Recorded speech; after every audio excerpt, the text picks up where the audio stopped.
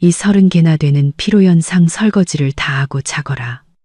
게으름 피울 생각 말고 새아가 노릇이 뭔지 제대로 배우라고. 신혼 첫날 밤 시어머니는 제게 이토록 잔인한 명령을 던졌습니다.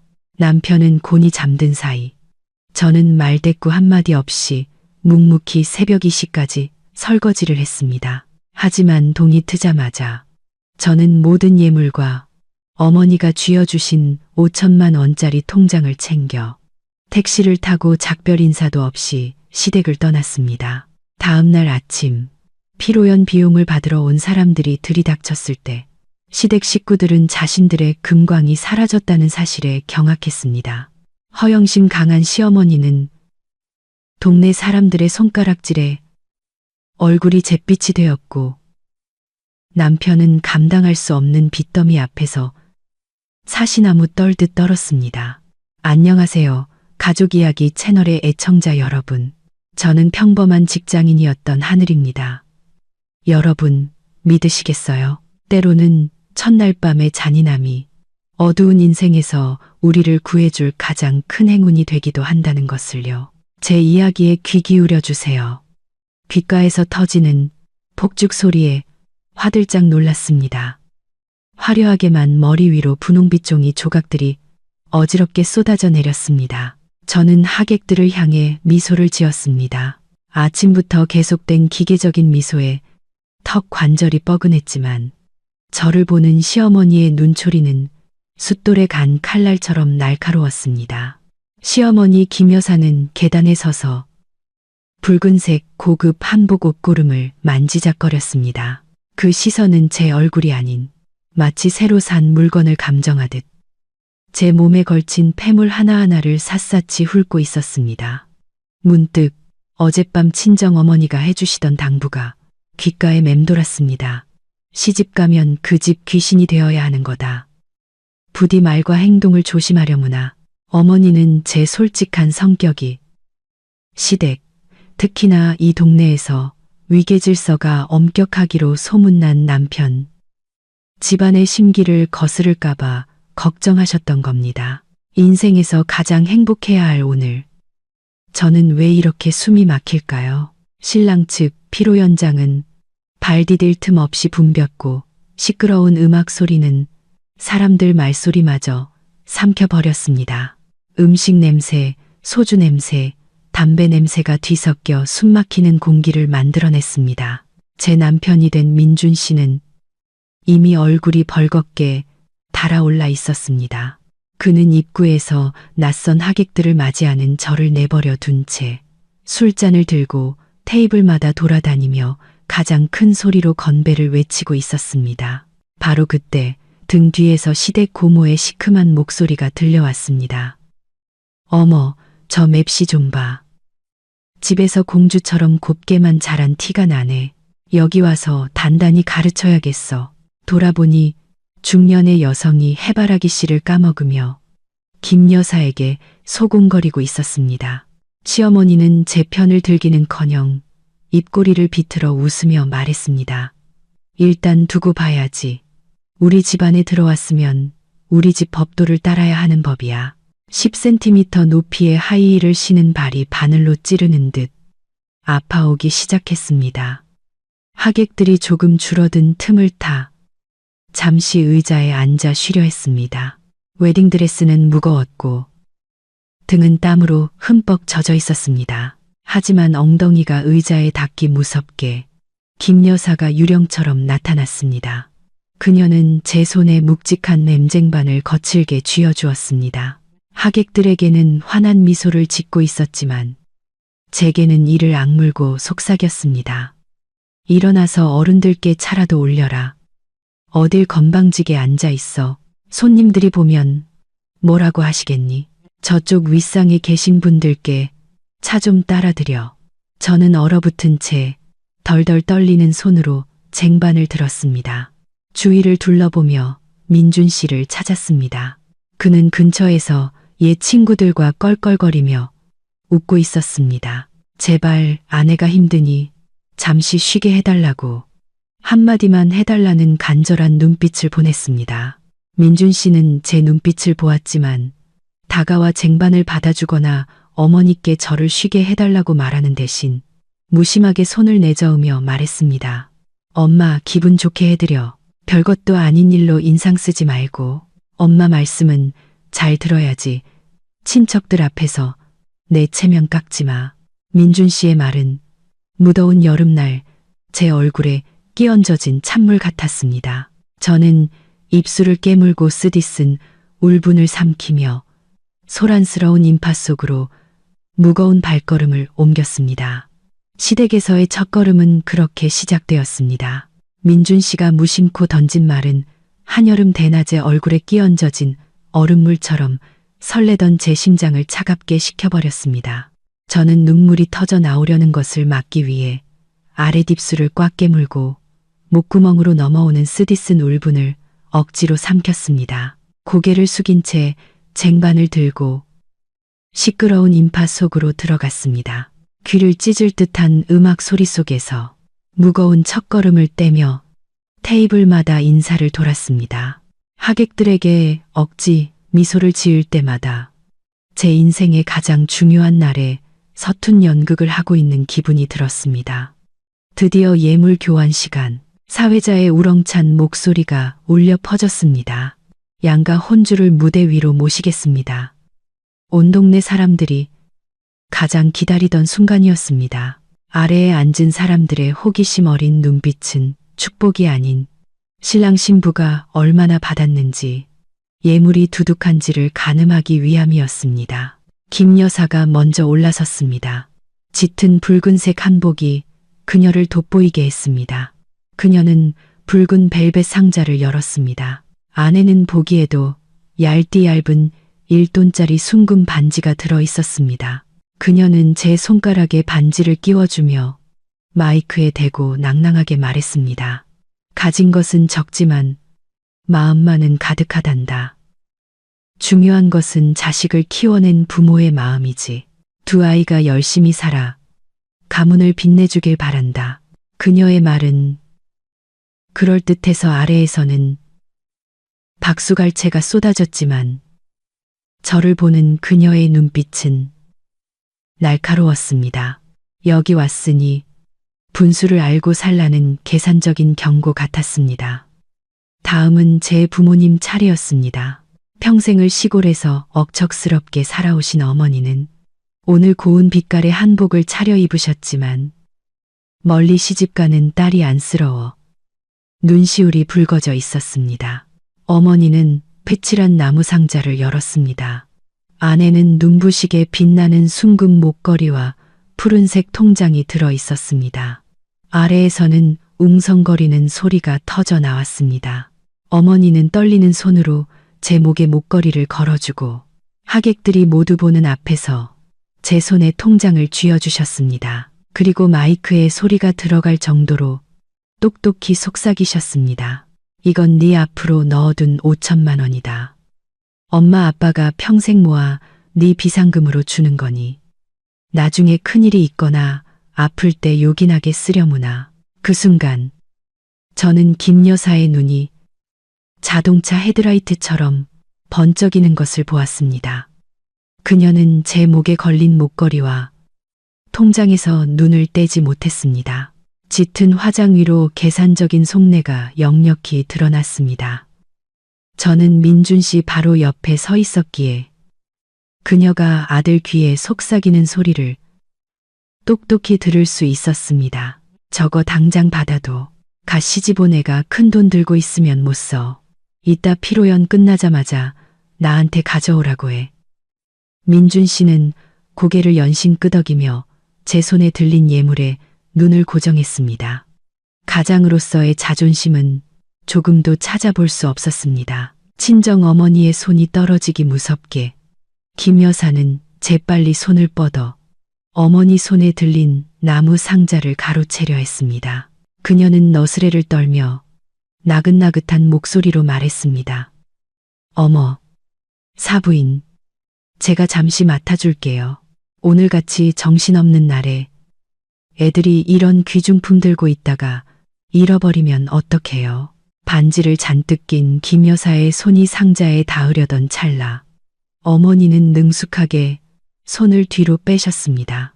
어머니는 몸을 돌려 제 손에 직접 상자를 쥐어주고는 마지막 힘을 실어주려는 듯 제 손을 꼭 잡으셨습니다.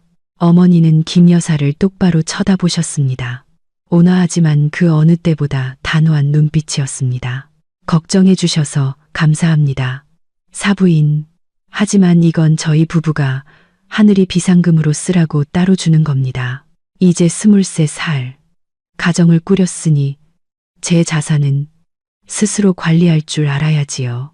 저희는 제 딸을 믿습니다. 사부인께서 마음 쓰지 않으셔도 괜찮습니다. 많은 사람 앞에서 망신을 당한 김 여사는 허공에 뻗었던 손을 멋쩍게 거두었습니다. 입가의 미소는 어색하게 일그러졌습니다. 그녀는 옷고름을 고쳐매는 척하며 돌아섰지만 제게 똑똑히 들릴 정도로 중얼거렸습니다. 어머, 시댁에서 뺏어 먹기라도 할까봐 저렇게 악착같이 구네. 촌스럽기는. 어디 얼마나 잘 지키나 보자. 그 말은 독을 묻힌 바늘처럼 제 심장을 찔렀습니다. 이 집에서 돈을 둘러싼 무자비한 전쟁이 시작될 것임을 알리는 신호탄이었습니다.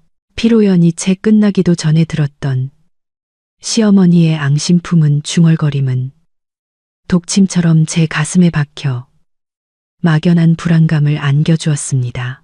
오늘 밤 신혼의 단꿈은 없을 것이라는 예고편 같았습니다. 벽시계가 밤 10시를 가리켰습니다. 하객들은 모두 돌아갔고 집안은 끔찍할 정도로 어질러진 채 정적만이 감돌았습니다. 마당은 맥주 캔, 휴지, 음식물 쓰레기로 가득했고 남은 음식 냄새가 한여름 밤의 열기와 뒤섞여 숨 막히는 공기를 만들어냈습니다. 저는 온몸이 녹초가 되었습니다. 하이힐 속에서 퉁퉁 부은 발은 감각조차 없었습니다. 어서 빨리 신혼방으로 올라가 이 무거운 드레스를 벗고 샤워를 하고 싶을 뿐이었습니다. 하지만 계단에 첫 발을 내딛는 순간 등 뒤에서 김 여사의 차가운 목소리가 들려왔습니다. 그 목소리는 저를 냉혹한 현실로 끌어당겼습니다. 거기 서라. 어딜 가려고? 집안일이 산더미인데 방에 들어가서 쉴 생각이야. 돌아보니 김 여사는 시댁 고모들과 함께 거실 한가운데 앉아 있었습니다. 그들은 이쑤시개로 이를 쑤시며 진한 녹차를 마시고 있었습니다. 마치 판사가 죄수를 보듯 저를 머리부터 발끝까지 훑어보는 시선이 느껴졌습니다. 한 고모가 산더미처럼 쌓인 설거지 거리가 있는 마당 쪽을 턱으로 가리켰습니다. 저것 좀 봐. 피로연 상서른 개에서 나온 그릇이 저기 다 쌓여있네. 이 집에 복이 많아서 새아가를 들였으니 어디 솜씨 좀 볼까. 아니면 손에 물 한 방울 안 묻히고 자란 공주님일지. 김 여사는 저를 곁눈질로 쳐다보더니 여유롭게 차를 한 모금 마시고는 단호하게 명령했습니다. 들어가서 편한 옷으로 갈아입고 나와서 저 설거지 싹 다 해놔라. 우리 집은 대대로 그릇을 밤새 더럽게 두는 법이 없다. 고양이나 개가 핥고 파리가 꼬이면 어쩌려고. 깨끗하게 씻어서 찬장에 정리해놓고 자도록 해. 저는 제 귀를 의심했습니다. 산더미처럼 쌓인 그릇들을 보며 더듬거리며 되물었습니다. 어머님, 오늘은 출장 뷔페를 부르셨으니 그쪽에서 다 정리해 주시는 거 아니었어요? 왜 이렇게 많이 남았죠? 저 혼자 이걸 언제 다 씻어요? 그 말을 들은 김 여사는 눈을 부라리며 소리쳤습니다. 저는 깜짝 놀랐습니다. 돈이 땅 파서 나오는 줄 아니? 음식 부르는 데만 해도 돈이 얼마나 들었는데 뒤처리는 식구들이 해야 아끼지. 새아가로 들어왔으면 당연히 해야 할 일이야. 일머리도 익히고 버릇도 들여야지. 입만 열면 돈 타령이야. 낭비가 몸에 배면 못 써. 억울함에 눈물이 핑 돌았습니다. 남편인 민준 씨를 돌아보았습니다. 내일 하자거나 같이 하자는 말이라도 해주길 바랐습니다. 그는 술기운에 의자에서 꾸벅꾸벅 졸고 있었습니다. 어머니의 고함 소리에 그는 피곤하고 무감각한 눈으로 저를 쳐다볼 뿐이었습니다. 아내를 감싸거나 소매를 걷어붙이고 돕는 대신 그는 제 가슴에 비수를 꽂는 말을 내뱉었습니다. 얼른 하고 와서 자. 그깟 설거지 좀 한다고 엄마한테 싫은 소리 듣게 해. 엄마 말씀 들어야지. 집안 시끄럽게 해서 남들 웃음거리 되지 말고 여자가 부엌이라는 건 당연하잖아. 민준 씨의 말은 마지막 남은 한 줌의 희망마저 앗아가는 날카로운 비수 같았습니다. 저는 더 이상 대꾸하지도 울면서 억울함을 호소하지도 않았습니다. 이 집에서 며느리의 눈물은 가장 값싼 것이라는 걸 깨달았기 때문입니다. 저는 묵묵히 돌아서서 돌덩이를 매단 듯 무거운 발걸음으로 방에 들어갔습니다. 흙먼지와 음식 냄새로 얼룩진 화려한 웨딩드레스를 벗었습니다. 대신 낡은 꽃무늬 잠옷으로 갈아입었습니다. 신혼 첫날 밤, 시댁이 제게 부여한 무급 가정부라는 자리에 가장 어울리는 복장이었습니다. 마당으로 나가자 밤이슬의 차가움과 축축한 시멘트 바닥에서 올라오는 냉기가 살을 파고들었습니다. 희미한 백열등 불빛 아래 산더미 같은 그릇들이 쌓여 있었습니다. 흙탕물 웅덩이에 비친 제 그림자는 처량하기 짝이 없었습니다. 눈앞의 광경의 서러움이 복받쳐 올랐습니다. 친정에서는 귀한 딸로 자랐습니다. 23년 동안 어머니는 제가 설거지를 3개 이상 하게 놔두지 않으셨습니다. 늘 딸의 손은 책과 펜을 잡아야지 설거지물에 거칠어지게 둬선 안 된다고 말씀하셨습니다. 그런데 결혼 첫날 밤, 저는 이토록 잔인한 현실과 마주했습니다. 지친 하루 끝에 쉴 권리마저 박탈당한 것입니다. 소매를 걷어붙이고 어제 막 정성껏 관리받은 손톱을 기름때와 뼈 조각이 둥둥 떠다니는 차가운 물에 담갔습니다. 남은 음식의 비린내와 값싼 세제 냄새가 코를 찔러 헛구역질이 났습니다. 고요한 밤, 그릇 부딪히는 소리가 유난히 서글프게 울려 퍼졌습니다. 제가 허리를 숙이고 기름때 묻은 그릇들과 씨름하는 동안 거실에서는 민준 씨의 코 고는 소리가 규칙적으로 들려왔습니다. 온 식구가 남기고 간 혼돈 속에서 갓 결혼한 아내가 홀로 싸우고 있는 것은 안중에도 없었습니다. 눈물이 다시 뜨겁게 흘러내려 거품 가득한 흙탕물 속으로 섞여 들어갔습니다. 저는 울면서 설거지를 했습니다. 고된 노동 때문이 아니었습니다. 사람을 잘못 골랐다는 자책감 때문이었습니다. 민준 씨는 무심할 뿐만 아니라 잔인할 정도로 나약하고 이기적이었습니다. 그의 코 고는 소리를 듣는 순간 저는 꿈에서 깨어났습니다. 저는 남편, 비바람을 막아줄 든든한 어깨를 얻은 것이 아니었습니다. 이 집안의 가부장적인 권위와 허영심에 봉사하는 노예의 삶에 발을 들인 것이었습니다. 제가 꿈꾸던 분홍빛 사랑은 오늘 밤 이 설거지통 안에서 익사했습니다. 시계가 새벽 2시를 가리켰습니다. 마침내 마지막 그릇이 찬장에 올라갔습니다. 30개의 상에서 나온 그릇들이 깨끗하게 씻겨 차곡차곡 쌓였습니다. 제 두 손은 화학세제에 너무 오래 담가져 쭈글쭈글해지고 붉게 부어올랐습니다. 손가락 끝은 감각이 없었고 허리는 끊어질 듯 아팠습니다. 하지만 바로 잠자리에 드는 대신 저는 주머니에서 휴대폰을 꺼냈습니다. 플래시를 켜서 깨끗한 그릇들과 제 퉁퉁 부은 손을 선명하게 찍었습니다. 그리고 시어머니 민준 씨, 그리고 모든 친척이 다 들어가 있는 민준이네 가족 단체 채팅방을 열었습니다. 저는 그 사진과 함께 짧지만 예의 바르면서도 날카로운 풍자가 담긴 메시지를 보냈습니다. 새아가로서의 첫날 밤 임무 완수했습니다.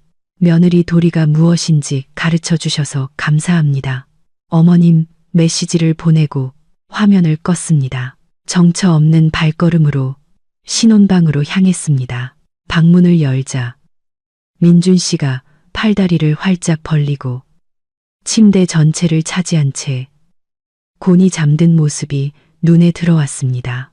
이불은 발길질에 엉망이 되어 있었고 제가 누울 작은 공간조차 남겨두지 않았습니다.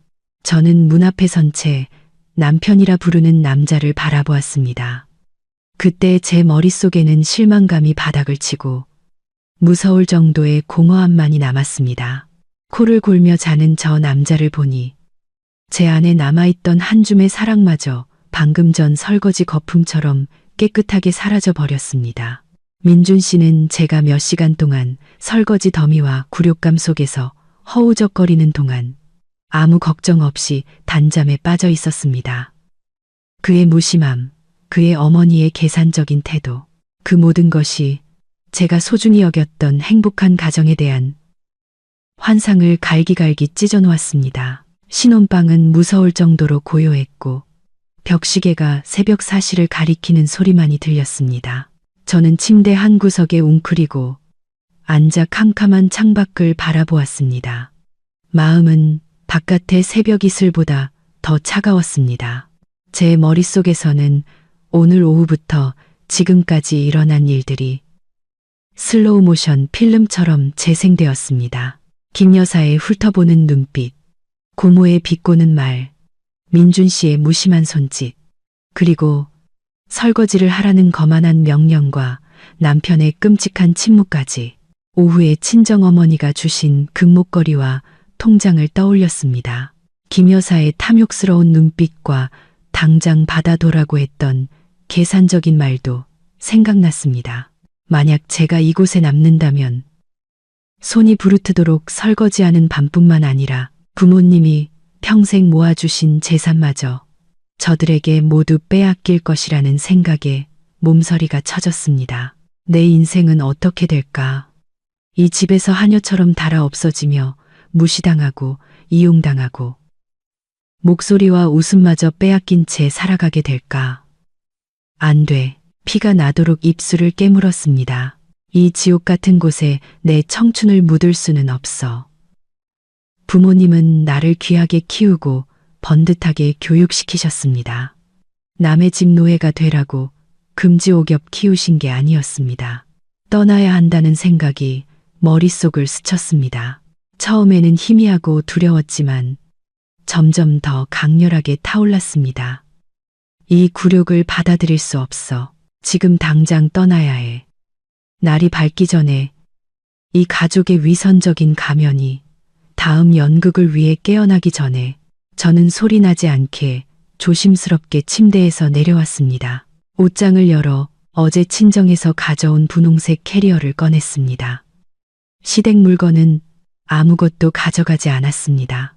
김 여사가 준 1돈짜리 금반지마저도 빼서 화장대 위에 두었습니다. 제 옷과 개인 소지품, 그리고 무엇보다 중요한 어머니가 주신 금목걸이와 5천만 원짜리 통장이 든 나무 상자를 챙겼습니다. 그것을 가슴에 꼭 껴안자 마치 부모님의 온기가 제게 힘을 불어넣어주는 것 같았습니다. 이것은 나의 자산이자 부모님의 피땀 어린 결과물입니다. 절대 저 탐욕스러운 자들의 손에 넘겨줄 수 없었습니다. 짐을 다 싼 후 방을 마지막으로 둘러보았습니다.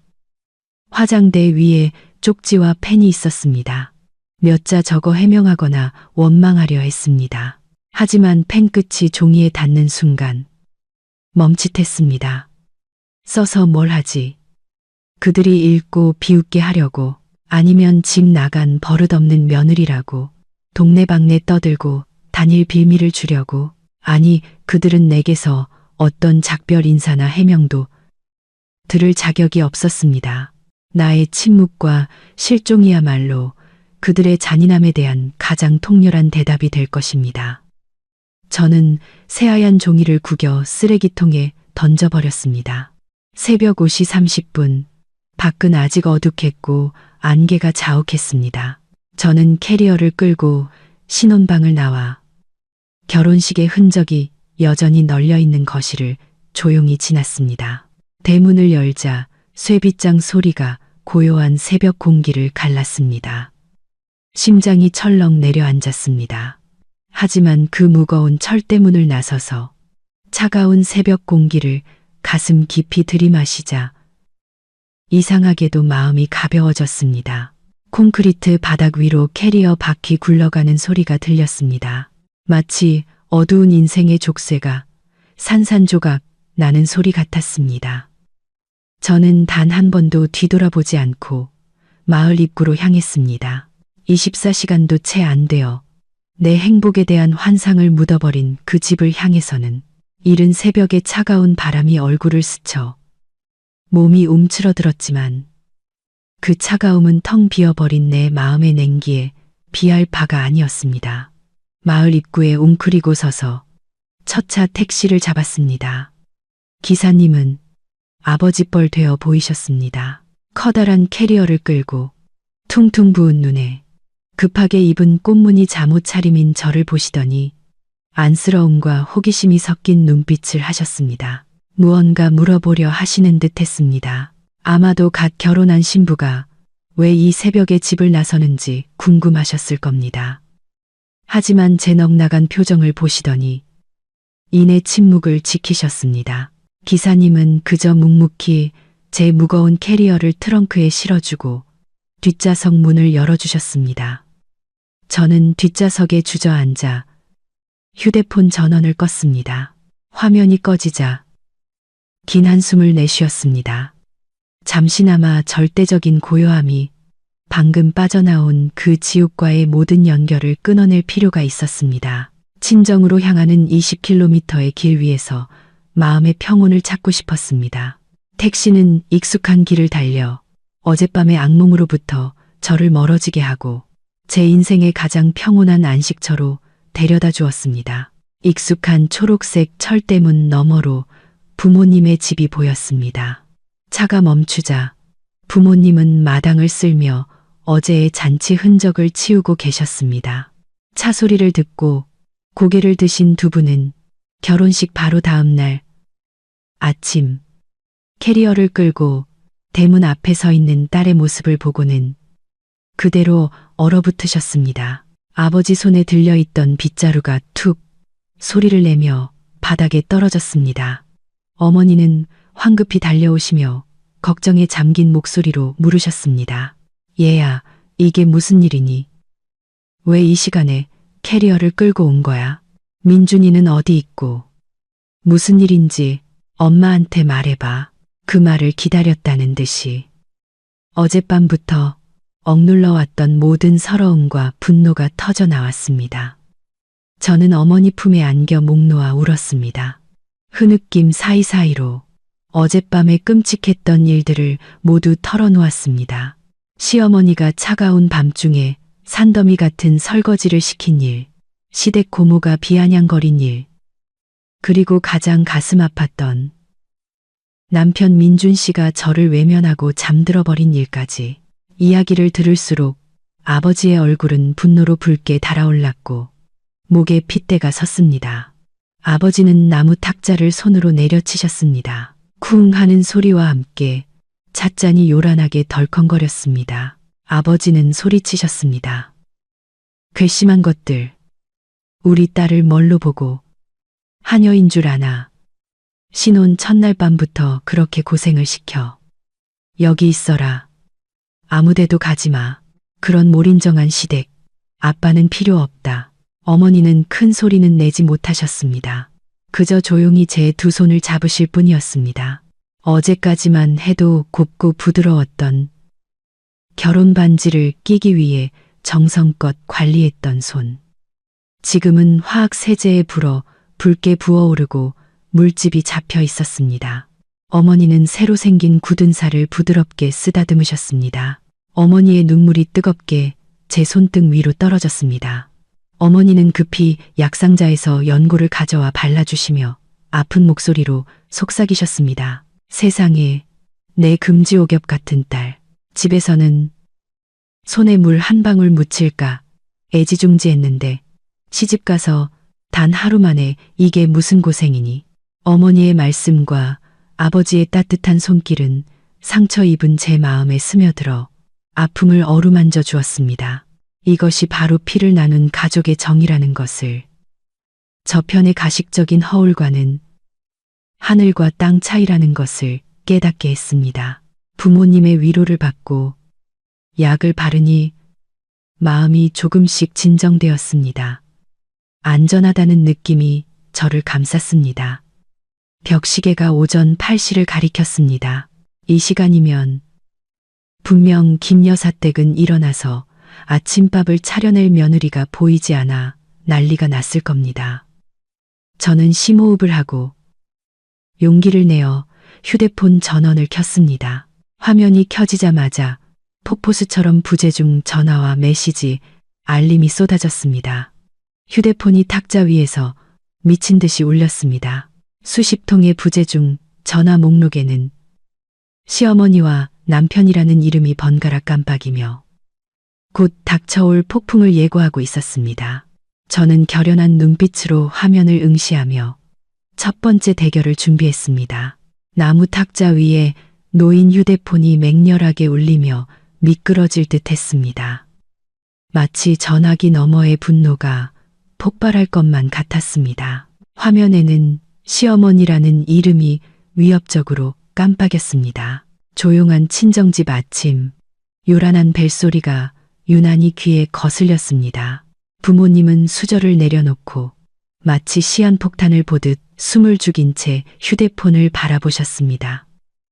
저는 심호흡을 하고 결심을 굳힌 뒤 통화 버튼을 눌렀습니다. 민준 씨가 말했던 시댁의 생활 패턴에 따르면 아침 8시는 온 가족이 모여 아침 식사를 하는 시간이었습니다. 분명 지금쯤 새며느리가 차려주는 밥상을 기다리다 사람이 보이질 않으니 저렇게 길길이 날뛰는 것이겠지요. 저는 침착하게 스피커폰 버튼을 눌러 부모님도 그 사부인의 옷 같은 목소리를 똑똑히 들으실 수 있도록 했습니다.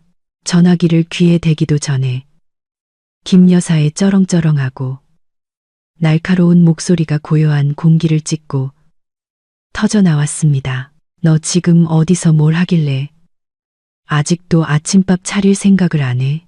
이 집 식구들 다 굶어 죽는 꼴 보고 싶어? 시집 온 지 하루 만에 해가 중천에 뜨도록 퍼질러자? 이 집안이 우습니? 너 같은 게으르고 무식한 며느리를 들인 내가 복도 없지. 당장 부엌으로 내려와. 김 여사의 고함에 어머니는 충격으로 얼굴이 하얘지셨고 아버지는 분노로 미간을 찌푸리며 주먹을 꽉 쥐셨습니다. 하지만 저는 더 이상 어젯밤에 겁먹은 새색시가 아니었습니다. 저는 따뜻한 차를 한 모금 마셔 목소리를 가다듬고는 놀라울 정도로 평온한 톤으로 대답했습니다. 그 목소리는 부드러웠지만 깊은 비아냥이 담겨 있었습니다. 어머님, 일어나셨어요? 어젯밤에 저 혼자 마당에서 피로연상 30개 설거지를 새벽 2시까지 했더니 온몸이 쑤시고 아파서 오늘 아침엔 일찍 일어날 수가 없었네요, 어머님. 이 말을 들으면 조금이라도 부끄러워할 줄 알았습니다. 하지만 김 여사는 오히려 더 큰 소리로 경멸과 거만함이 가득한 목소리로 쏘아붙였습니다.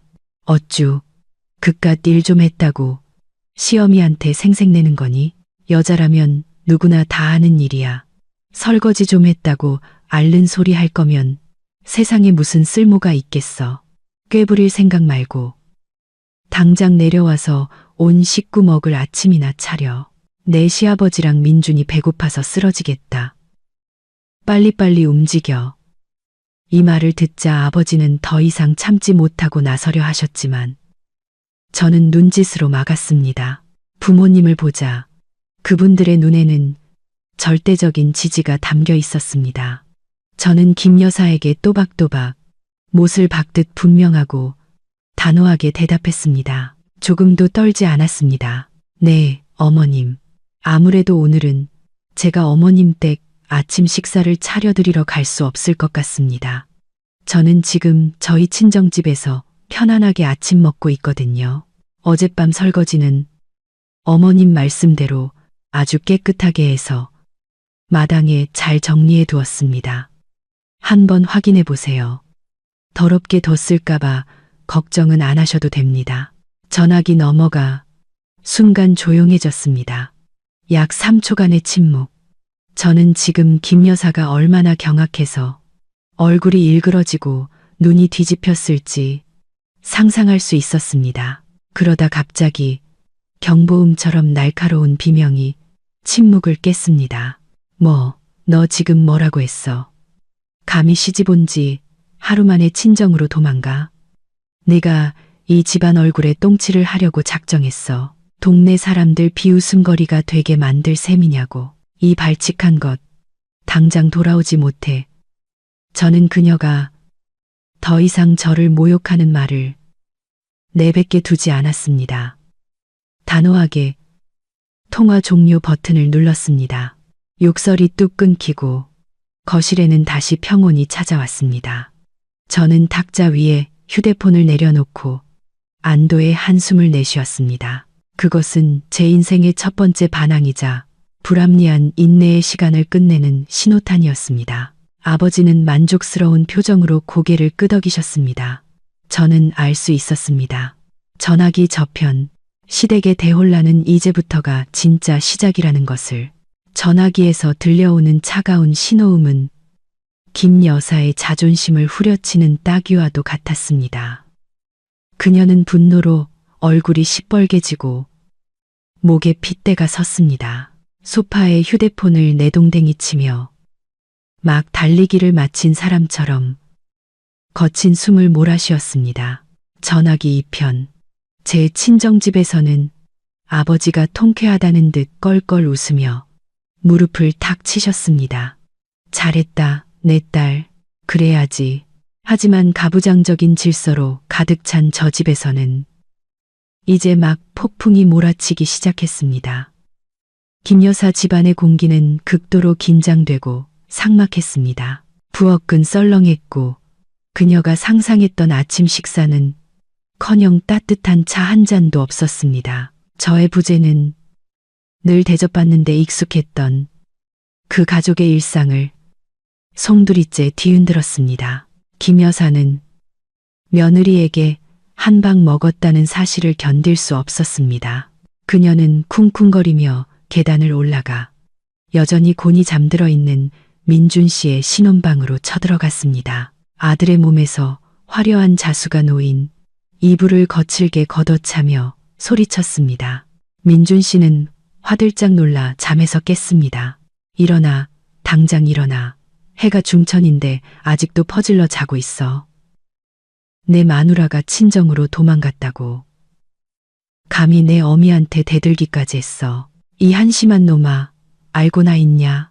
민준 씨는 멍한 표정으로 어젯밤에 술 기운이 채 가시지 않은 부스스한 머리를 한 채 되물었습니다. 엄마, 무슨 소리야? 하늘이가 어딜 가? 왜 친정에 갔는데? 거실에서는 어제 저를 공주님이라 비아냥댔던 고모가 다리를 꼬고 앉아 부채질을 하고 있었습니다. 거봐요, 형님. 내가 처음부터 알아봤잖아요. 딱 보니 보통 내기가 아니더라고. 시집 온 지 하루 만에 집을 나가. 시댁을 뭘로 보는 거야. 저런 건 초장에 휘어잡지 않으면 나중에 온 식구 머리 꼭대기에 올라앉는다고요. 민준 씨는 그제야 상황 파악이 되는 듯 했습니다. 그는 허둥지둥 침대 머리맡에 휴대폰을 집어들어 제게 전화를 걸었습니다. 하지만 그에게 돌아온 것은 끝없이 이어지는 통화 연결음과 무서운 침묵뿐이었습니다. 저는 받지 않았습니다. 저의 침묵은 민준 씨를 더욱 혼란스럽게 만들었고 김 여사의 분노에는 기름을 부었습니다. 그녀는 거실을 서성거리며 끊임없이 욕설을 퍼부었습니다.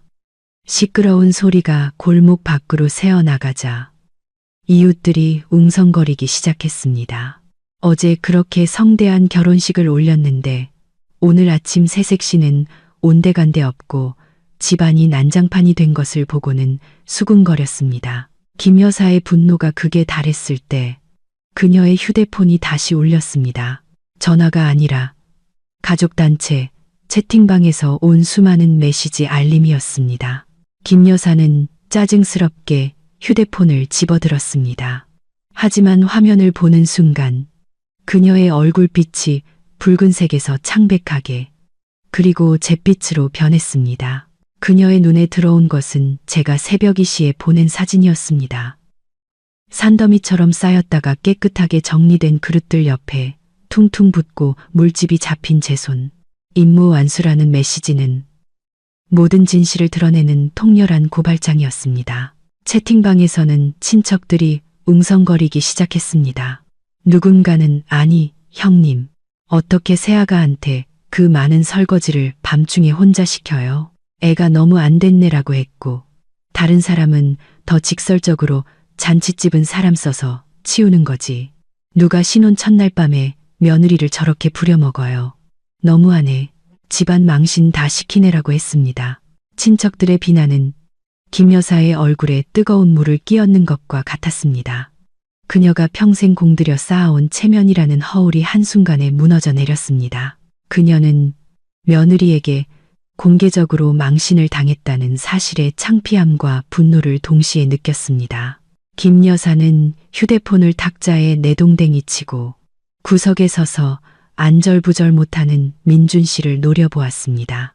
아들의 얼굴에 대고 손가락질하며 앙심과 계산이 가득한 목소리로 명령했습니다. 너 당장 그 집에 가서 네 마누라 머리채라도 잡아서 끌고 와. 버르장머리를 단단히 고쳐넣어야 해.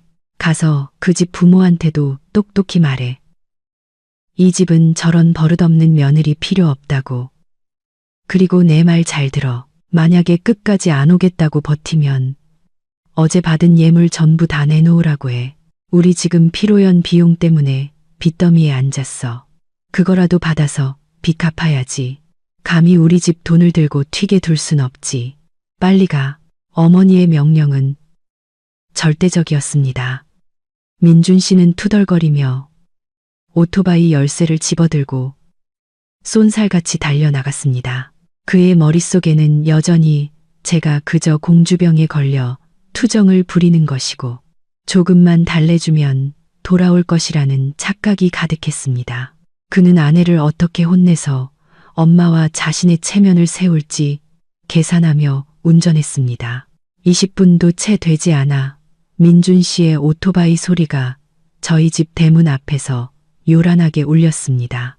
그는 오토바이를 거칠게 세우고 초인종을 누르거나 예의 바르게 문을 두드리지도 않은 채 살기등등한 얼굴로 마당으로 성큼성큼 들어왔습니다.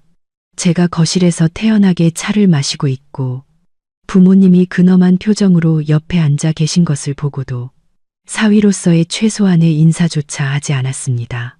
그는 집 한가운데 버티고 서서 거만한 목소리로 외쳤습니다. 하늘씨, 지금 이게 무슨 짓이야? 멀쩡히 잘 있다가 갑자기 캐리어 싸서 친정에 오는 게 말이 돼? 당신 때문에 온 집안이 발칵 뒤집힌 거 알아? 당장 짐 챙겨서 돌아가. 엄마 지금 단단히 화나셨어. 가서 싹싹 빌고 조용히 끝내. 나 두말하게 만들지 마. 저는 여전히 가만히 앉아 찻잔을 들어 한 모금 마시며 그를 없는 사람 취급했습니다. 저의 무시는 민준 씨를 더욱 화나게 했습니다. 그가 제 팔을 잡아 끌려고 다가서는 순간 아버지가 벌떡 일어나 그의 앞을 막아섰습니다. 평생을 점잖게 살아오신 아버지의 눈에는 분노의 불꽃이 이글거렸고 목소리는 낮았지만 천둥처럼 위엄이 있었습니다. 멈추게. 자네 지금 우리 집에 와서 무슨 무례한 태도인가. 인사도 없고 예의도 없고 여기가 어디 자네 안방인 줄 아나. 내 딸이 친정에 잠시 온 게 뭐 그리 잘못이라고 이 난리인가. 아버지에게 한 방 먹은 민준 씨는 순간 주춤하며 얼굴이 시뻘개졌지만 이내 억지를 부렸습니다. 아버님 비켜주세요. 제 아내는 제가 알아서 합니다. 출가회인이면 시댁에 있어야지. 이렇게 제멋대로 집을 나가는 법이 어디 있습니까? 어머니가 집에서 밥도 못 드시고 기다리고 계십니다. 아버지는 경멸 어린 헛웃음을 치시며 민준 씨가 할 말을 잃게 만드는 일침을 가하셨습니다. 자네 아내인가? 아니면 자네 집 무급하녀인가? 말은 번지르르하게 하는군. 그럼 어젯밤 자네 아내가 차가운 마당에서 혼자 30개상의 설거지와 씨름하고 있을 때 자네는 어디 있었나? 따뜻한 침대에서 곤히 잠들어 있었겠지. 자네 아내가 얼마나 힘들었을지 알기나 하나. 저 아이 손 좀 보게. 다 부르트고 물집이 잡혔어. 남편이라는 사람이 아내를 아낄 줄은 모르고 제 어미가 아내를 학대하는 걸 보고만 있었으니 자네가 남자로서 자격이 있다고 생각하나? 민준 씨는 붕대로 감긴 제 손을 힐끗 보더니 순간 당황했지만 허영심과 계산적인 속내가 모든 양심을 덮어버렸습니다. 그는 장인어른의 논리적인 반박에 말문이 막히자 다급한 나머지 자신의 집안의 저열한 본성을 스스로 폭로하는 어리석은 말을 내뱉었습니다. 알겠습니다. 아버님이 정 안 보내주시겠다면 어쩔 수 없죠. 하지만 돌아오지 않을 거면 어제 받은 예물은 당장 돌려주세요. 저희 집 지금 피로연 빚 갚아야 해서 급합니다. 그걸 저희가 들고 가게 둘 수는 없죠. 금목걸이랑 통장 내놓으세요. 그럼 어디든 가든지 말든지 하세요. 민준 씨의 파렴치한 요구에 거실의 공기는 순간 얼어붙었습니다. 저는 한때 사랑했고 평생을 함께할 거라 믿었던 남자를 쳐다보았습니다. 지금은 그저 역겨움만이 느껴질 뿐이었습니다. 그의 탐욕스러운 눈빛과 계산적인 말투는 마지막 남은 정마저 산산조각 냈습니다. 알고 보니 그 번듯한 겉모습 뒤에는 엄마 치마폭에 숨은 비열한 기생충이 있었을 뿐이었습니다. 부모님은 상상조차 할 수 없었던 사위의 뻔뻔함에 말을 잃고 앉아 계셨습니다. 저는 심호흡을 하고 일어나 민준 씨와 마주 섰습니다. 옆에 있던 가방을 열어 어제 김 여사가 주었던 얇은 1돈짜리 금반지가 든 붉은 벨벳 상자를 꺼냈습니다. 저는 그것을 탁자 위에 올려놓고 또박또박 단호하게 말했습니다. 똑똑히 들어요. 당신 집에서 준 예물은 이 1돈짜리 반지가 전부예요. 여기 지금 당장 돌려줄게요.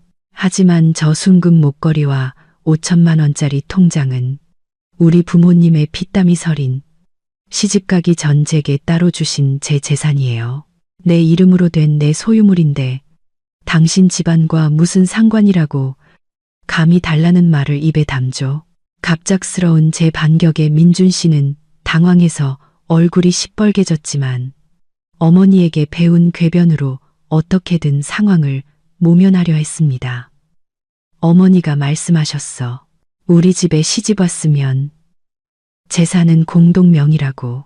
지금 어머니가 빚더미에 앉았는데 며느리로서 가족의 어려움을 함께 짊어질 생각은 안 하고 어떻게 그렇게 이기적으로 자기 것만 챙길 수가 있어. 저는 헛웃음을 터뜨렸습니다. 쓰라리고 경멸적인 웃음이었습니다. 책임? 며느리로서 30개 상의 설거지를 손이 부르트도록 한 책임은 어젯밤에 다했어요. 하지만 당신 어머니의 허영심과 텅 빈 과시욕을 채우기 위한 빚을 갚을 책임은 없어요. 그 빚은 당신들 몫이지 왜 우리 집 돈으로 해결하려고 하죠. 말을 마친 저는 김 여사의 금반지를 민준 씨 앞 탁자 위로 세게 던졌습니다.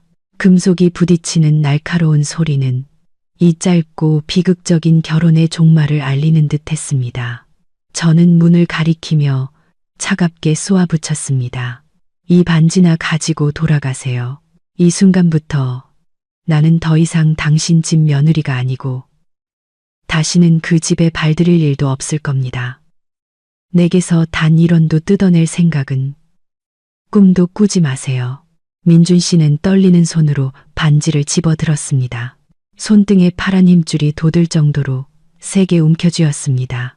그는 저와 제 부모님을 처참하게 실패한 패배자의 원망 어린 눈빛으로 쳐다보았습니다.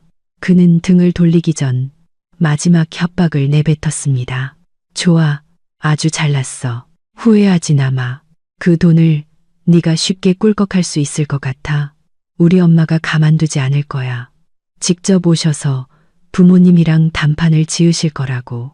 그때도 네 집안이 동네에서 얼굴 들고 다닐 수 있는지 어디 한번 보자. 민준 씨는 분을 사귀지 못한 채 떠났습니다. 그의 오토바이 소리는 위협적인 말을 남긴 채 멀어져 갔습니다. 하지만 저는 알고 있었습니다. 그의 분노는 전초전에 불과하다는 것을. 진짜 폭풍은 저쪽의 장군이 출전할 때 시작될 것이라는 것을.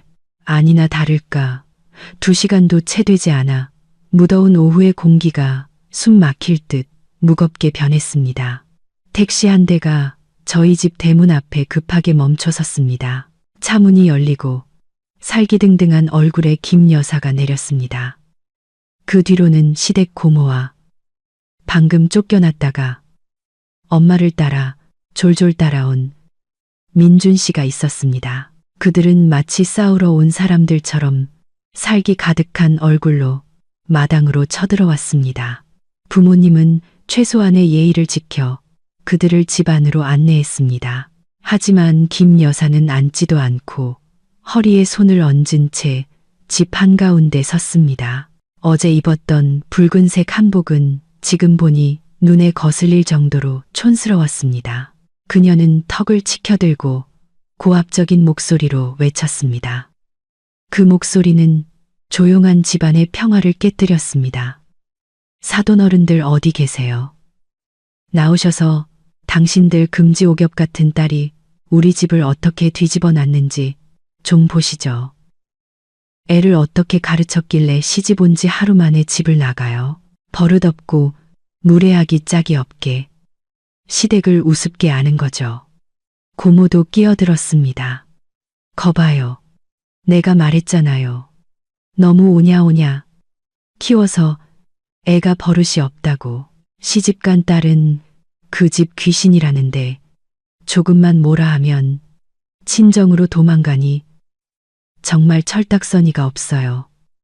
양가 얼굴에 먹칠하는 짓이라고요. 아버지가 나서려 했지만 어머니가 눈짓으로 말리셨습니다. 평생을 온화하게 살아오신 어머니였지만 자신의 교육 방식과 가장 사랑하는 딸을 모욕하는 말에는 더 이상 참을 수 없으셨습니다.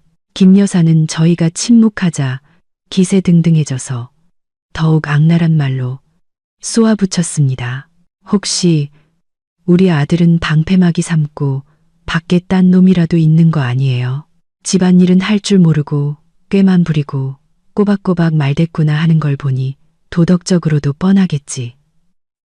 당신들 딸 단속이나 잘하세요. 괜히 우리 집안 망신시키지 말고.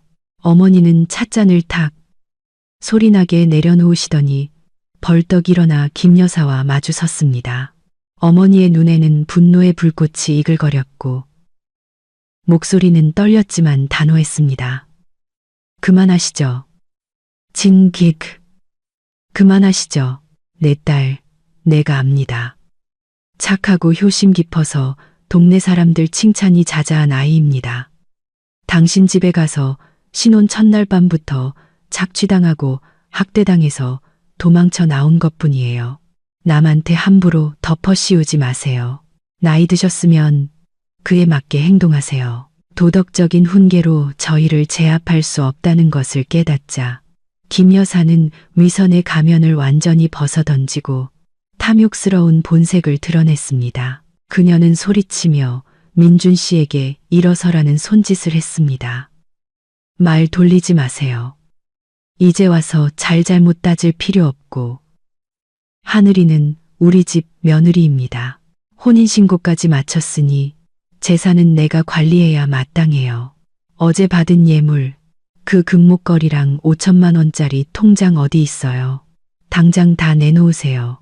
우리 지금 피로연 빚 갚아야 합니다. 내가 맡아서 빚 갚고 나중에 너희들 사업 자금으로 쓰게 잘 보관해 줄 테니 감히 시댁 재산을 친정으로 빼돌릴 생각은 꿈도 꾸지 마세요. 어머니는 헛웃음을 치셨습니다. 경멸 어린 눈빛으로 탐욕스러운 사부인을 쳐다보았습니다. 아, 그래서였군요. 며느리를 드린 게 아니라 당신 허영심 때문에 생긴 빚을 갚아줄 현금 인출기를 드린 거였군요. 내 딸은 당신의 도구가 아닙니다. 내가 내 딸에게 준 예물이고 내 딸 이름으로 된 통장입니다. 누구도 손댈 수 없어요. 전곡을 찔린 김 여사는 얼굴이 파랗게 질렸습니다. 채워지지 않은 탐욕은 극도의 악의로 변했습니다. 그녀는 제게 다가와 반지를 잔뜩 낀 손가락으로 제 얼굴을 삿대질했습니다. 눈을 부릅뜨고 저를 궁지로 몰아넣을 가장 악독한 수를 썼습니다. 좋아. 이렇게 막 나가시겠다? 사람보다 돈이 더 중요하다 이거지. 그럼 이 못된 시어미를 원망하지 마. 만약 당장 돈을 내놓지 않으면 내일 당장 동네방네 소문낼 거야. 네가 결혼 전에 순결을 잃었다고. 그래서 우리 집에서 쫓겨났다고. 그때도 네가 얼굴 들고 다닐 수 있는지. 내 부모가 동네 사람들 볼 낯이 있을지. 어디 한번 보자. 김 여사의 파렴치하고 악랄한 모함에 아버지는 분노로 얼굴이 시뻘개졌습니다. 딸의 명예를 지키기 위해 저 악독한 여자에게 달려들려 하셨지만 저는 재빨리 아버지의 팔을 잡았습니다. 지금 폭력을 쓰는 것은 문제를 더 복잡하게 만들 뿐이라는 것을 알았기 때문입니다. 게다가 저에게는 주먹보다 더 강력한 무기가 있었습니다. 그녀를 영원히 침묵하게 만들 수 있는 무기. 저는 침착하게 주머니에서 스마트폰을 꺼내 잠금을 해제했습니다. 손가락으로 가볍게 화면을 쓸어 TV 선반 위에 놓인 블루투스 스피커와 연결했습니다. 긴장감 넘치던 거실의 공기가 연결음과 함께 순간 정지했습니다. 김 여사와 민준 씨는 제가 무슨 짓을 하려는지 의아한 눈으로 쳐다보았습니다. 저는 아무 말 없이 날카로운 눈빛으로 민준 씨를 쳐다본 뒤 오늘 아침 바로 이 방에서 녹음했던 그의 목소리를 재생했습니다. 민준 씨의 거만하고 탐욕스러운 목소리가 스피커를 통해 방 안에 선명하게 울려 퍼졌습니다. 어머니가 말씀하셨어. 우리 집에 시집 왔으면 재산은 공동 명의라고. 지금 어머니가 빚더미에 앉았는데 며느리로서 가족의 어려움을 함께 짊어질 생각은 안 하고. 민준 씨의 얼굴이 종이처럼 하얗게 질렸습니다. 김 여사는 입을 벌린 채 얼어붙었습니다. 고모 역시 찍소리도 내지 못했습니다. 하지만 녹음은 계속되었습니다. 알겠습니다. 아버님이 정안 보내주시겠다면 어쩔 수 없죠. 하지만 돌아오지 않을 거면 어제 받은 예물은 당장 돌려주세요. 저희 집 지금 피로연 빚 갚아야 해서 급합니다. 금목걸이랑 통장 내놓으세요. 그럼 어디든 가든지 말든지 하세요. 방 안은 쥐 죽은 듯 조용했고 김 여사의 거친 숨소리만 들렸습니다. 진실은 명백하게 드러났습니다. 이 결혼은 처음부터 계획된 함정이었습니다. 그들은 며느리가 아니라 자신들의 허영심을 채워줄 빚 갚는 기계를 원했던 것입니다. 김 여사는 파랗게 질린 채 아무 말도 못했습니다. 고모는 슬그머니 눈치를 보며 뒷걸음질 쳤습니다. 저는 녹음을 끄고 똑바로 서서 양가 가족 앞에서 당당하게 선언했습니다. 모두 똑똑히 들으셨죠? 이것이 바로 당신들 가족의 비열한 음모를 증명하는 반박할 수 없는 증거입니다. 저는 이 녹음 파일을 여러 개 복사해 두었습니다. 만약 제 명예를 훼손하는 거짓말을 단 한마디라도 더 하신다면 이 파일을 당신네 온 친척에게 보내고 동네 방송으로 틀고 SNS에 공개해서 온 세상이 당신들 모자의 진짜 얼굴을 알게 할 겁니다. 그때 가서 누가 얼굴을 들고 다니지 못하게 될지 어디 한번 봅시다. 김 여사는 떨리는 손으로 저를 가리키며 더듬거렸습니다. 너 감히. 분노와 수치심, 공포가 한꺼번에 몰려오자 그녀는 견디지 못했습니다. 눈이 뒤집히더니 소파 위로 쓰러져 팔다리를 경련했습니다. 민준 씨는 경악하며 어머니를 부축하고 절규했습니다. 엄마, 네가 우리 엄마를 죽였어. 엄마 잘못되면 너 가만 안 둬. 김 여사가 쓰러지자 거실은 아수라장이 되었습니다. 민준 씨는 절규했고 고모는 허둥지둥 약을 찾았지만 저는 팔짱을 낀 채 그 서툰 연극을 차갑게 지켜볼 뿐이었습니다. 저는 그녀의 성격을 잘 알았습니다. 분리할 때마다 쓰러지는 것은 그녀의 단골 수법이었습니다. 부모님은 처음에는 당황하셨지만 그녀의 호흡이 규칙적이고 얼굴이 분노로 붉을 뿐 창백하지 않은 것을 보고는 그것이 가식이라는 것을 깨달으셨습니다. 잠시 후 김 여사는 천천히 눈을 뜨며 신음했지만 여전히 소파에 누워 아들인 민준 씨가 효자 노릇을 하게 내버려 두었습니다. 민준 씨는 분노와 수치심으로 핏발선 눈으로 저를 돌아보며 소리쳤습니다. 이제 만족해? 우리 엄마를 죽음으로 몰아넣어야 속이 시원해? 내가 널 사랑해서 아내로 맞이한 게 후회스럽다. 우리 엄마 잘못되면 너도 무사하지 못할 줄 알아. 저는 민준 씨를 더 이상 어떤 감정도 없이 그저 한심하고 눈먼 남자를 동정하는 눈빛으로 쳐다보았습니다. 더 이상 설명할 필요도 없었습니다. 처음부터 속일 작정이었던 사람들에게는 어떤 말도 무의미했기 때문입니다. 저는 TV 선반으로 다가가 오후에 미리 출력해둔 이혼 서류를 꺼냈습니다. 저는 그 서류를 탁자 위 방금 돌려준 금반지 옆에 놓았습니다. 연극은 그만해요. 민준 씨, 어머님은 아주 건강하시니까 그렇게 소리치며 남 탓할 시간에 이 서류에 서명이나 하세요. 우리 여기서 끝내요. 하루라도 빨리 서로를 놓아주는 게 제가 새 인생을 시작하는데 도움이 될 거예요. 민준 씨는 이혼 서류를 보고 얼어붙었습니다. 제가 이렇게까지 단호하고 준비되어 있을 줄은 몰랐던 것입니다. 놀라움은 이내 극도의 분노로 바뀌었습니다. 그는 비웃으며 상처 입은 가부장적인 남자의 마지막 자존심을 지키려 했습니다. 이혼? 나를 버리는 게 그렇게 쉬울 줄 알아? 잘 생각해봐. 어제 결혼하고 오늘 이혼하자니 돌싱 딱지 붙으면 얼마나 창피한 줄 알아? 이 동네에서 이혼한 여자를 누가 거들떠보기나 할 것 같아. 평생 부모님 등골 빼먹으면서 살 작정이야? 얌전히 우리 엄마한테 사과하고 돈 내놓으면 용서하고 다시 받아줄 생각은 해볼게. 저는 소리내어 웃었습니다. 가볍지만 경멸이 가득 담긴 웃음이었습니다. 저는 민준 씨의 눈을 똑바로 쳐다보며 또박또박 대꾸했습니다. 쓸데없는 걱정은 마세요. 시대가 어느 땐데 아직도 그런 말로 날 협박하려 들어요. 당신네 집 하녀로 사느니 차라리 이혼녀 딱지가 100배는 더 영광스럽고 행복하겠네요. 당신처럼 게으르고 탐욕스러운 가족들 뒷바라지 않으니 차라리 혼자 자유롭게 살면서 우리 부모님 봉양하는 게 훨씬 나아요. 나도 배울 만큼 배웠고 돈도 있고 날 사랑해주는 가족도 있어요. 다시 그 지옥으로 들어갈 이유가 없다고요. 서명해요. 제 말은 민준 씨의 허황된 자존심을 완전히 무너뜨렸습니다. 그는 미친 듯이 이혼 서류를 움켜쥐고 갈기갈기 찢어 허공에 뿌렸습니다. 증오로 가득 찬 방 안에 하얀 종이 조각들이 눈처럼 흩날렸습니다. 민준 씨는 이를 갈며 으르렁거렸습니다. 서명 안 해, 절대 안 해. 나 버리고 다른 놈한테 가려고 꿈깨. 이혼 안 해줄 거야. 평생 내 아내라는 이름으로 묶어둘 거야. 괴롭히고 들볶고 죽지도 살지도 못하게 만들어주겠어.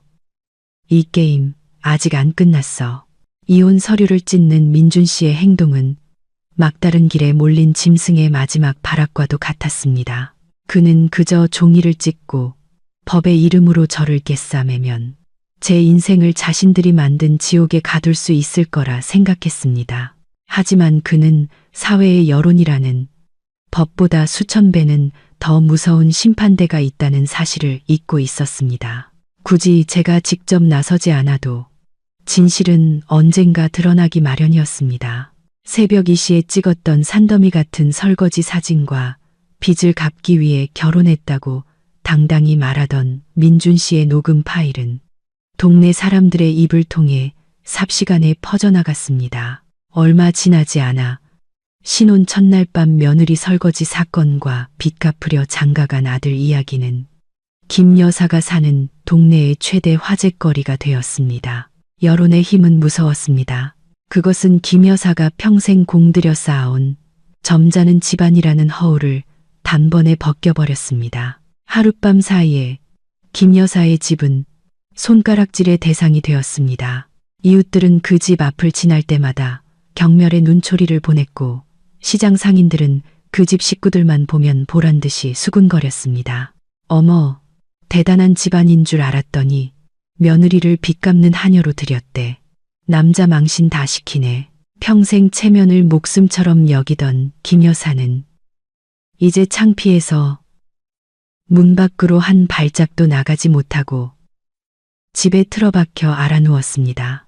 설상가상으로 김 여사에게 돈을 빌려주었던 채권자들이 소문을 듣고 돈을 떼일까봐 집으로 몰려와 빚 독촉을 하기 시작했습니다. 밤낮으로 문을 두드리고 고함을 치는 통에 한때는 번듯했던 그 집은 늘 문이 굳게 닫힌 초상집처럼 변했습니다.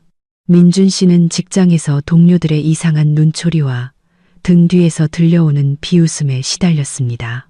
결국 사회적 압박과 빚더미를 견디지 못한 그는 그 어리석은 고집을 꺾을 수밖에 없었습니다. 그날 이후 3일째 되던 날 제 휴대폰이 울렸습니다. 협박이나 돈 요구가 아닌 체념과 패배감이 묻어나는 민준 씨의 짧은 문자였습니다. 협의 이혼에 동의할게. 제발 사람들한테 그만하라고 좀 해줘. 엄마가 쓰러지기 일보 직전이고 채권자들 때문에 집 밖을 나갈 수가 없어. 내가 졌어. 저는 문자를 읽고 입가에 희미한 미소를 지었습니다. 결국 아기는 고개를 숙였습니다. 양심의 가책 때문이 아니라 자신들이 그토록 중시했던 허영심이 부메랑이 되어 돌아왔기 때문이었습니다. 이혼 절차는 놀라울 정도로 신속하게 진행되었습니다. 법원 문을 나서며 하늘을 올려다보았습니다. 그날따라 하늘은 구름 한 점 없이 높고 푸르렀습니다. 짧지만 끔찍했던 악몽은 공식적으로 막을 내렸습니다. 저는 자유의 공기를 가슴 깊이 들이마셨습니다. 정의는 잔인한 복수가 아닌 진실과 자존감으로 실현되었습니다. 법원 문을 나서며 저는 기지개를 켜고 자유의 공기를 가슴 깊이 들이마셨습니다. 더 이상 신혼 첫날 밤의 기름 냄새도 구질구질했던 시댁의 탐욕스러운 냄새도 나지 않았습니다. 머리 위 하늘은 희망처럼 푸르렀고 어깨 위로 쏟아지는 햇살은 제 인생의 새로운 장이 시작되었음을 알리는 듯했습니다. 그 폭풍이 지나가고 6개월 후 저는 부모님이 주신 5천만 원으로 시내 중심가의 작은 플라워 카페를 열었습니다. 대학 시절부터 꿈꿔왔지만 민준 씨가 결혼하면 집안일에나 신경 쓰라며 반대했던 꿈이었습니다. 이제 저의 하루는 시어머니의 잔소리가 아닌 향기로운 꽃과 은은한 허브티 향으로 시작됩니다. 가게는 번창했고 저는 바쁘지만 행복했습니다. 경제적으로 독립했고 무엇보다 제 자신을 위한 삶을 살게 되었습니다. 오늘 오후 친한 친구가 가게에 들러 옛 전장의 소식을 전해주었습니다. 친구는 통쾌하다는 듯 민준 씨네가 최근 빚을 갚기 위해 조상 대대로 물려온 땅을 금매로 팔았다고 했습니다. 알고 보니 김 여사는 남들에게 과시하기 위해 무리하게 빚을 내어 성대한 결혼식을 올렸고 제 예물로 그 빚을 메울 생각이었던 겁니다.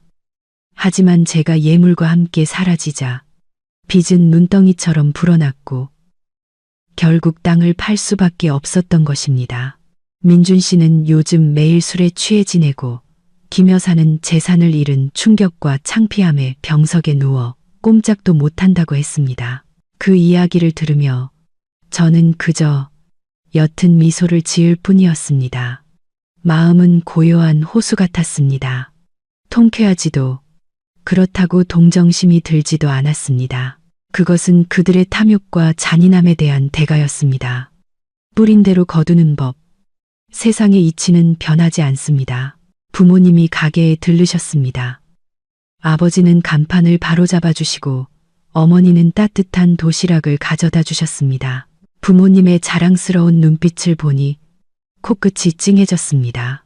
만약 그날 제가 용기를 내지 못했다면, 만약 부모님이 저를 따뜻하게 맞아주시지 않았다면, 저는 아마 지금도 그 집 구석에서 밤마다 눈물 짓는 하녀로 살고 있었을 겁니다. 스스로에게 차 한 잔을 따라주며 유리창에 비친 제 모습을 바라보았습니다. 거울 속에는 더 이상 겁에 질려 눈이 퉁퉁 부었던 새색시는 없었습니다. 대신 자신감과 당당함이 넘치는 젊고 아름다운 여성이 서 있었습니다. 저는 그 차가운 마당에서의 끔찍했던 신혼 첫날 밤에 조용히 감사했습니다. 그들의 잔인함이 제게 정신 차리라며 찬물을 끼얹어 주었고, 그 썩은 종양을 즉시 잘라낼 용기를 주었기 때문입니다. 인생은 짧습니다. 여성 여러분, 다른 사람을 사랑하기 전에 자기 자신을 먼저 사랑하는 법을 배우세요. 왕관이 떨어지도록 고개를 숙이지 말고 누구도 당신의 존엄성을 짓밟게 내버려 두지 마세요. 저는 미소를 지으며 새로운 손님을 맞으러 나갔습니다. 제 손으로 만들어갈 빛나는 미래에 대한 믿음으로 가슴이 벅찼습니다. 은은한 허브티 향이 공간을 채우며 폭풍은 이제 이 평화로운 꽃집 문 너머로 완전히 사라졌음을 상기시켜 주었습니다. 여성 여러분, 인내는 미덕이지만 잘못된 곳에서의 인내는 청춘을 죽이는 독약일 뿐입니다. 당신의 자존감을 짓밟는 사람에게서는 돌아설 수 있을 만큼 스스로를 충분히 사랑하세요. 행복은 때로 당당하게 고개 들고 내 인생을 스스로 결정하는 자유, 바로 그것일지도 모릅니다. 오늘의 이야기가 여러분의 마음에 와닿았다면 좋아요와 구독을 눌러주시고 댓글을 남겨주세요. 하늘이의 이야기에 공감하신다면, 숫자 1을, 아쉬운 점이 있다면 숫자 1을 남겨주시기 바랍니다.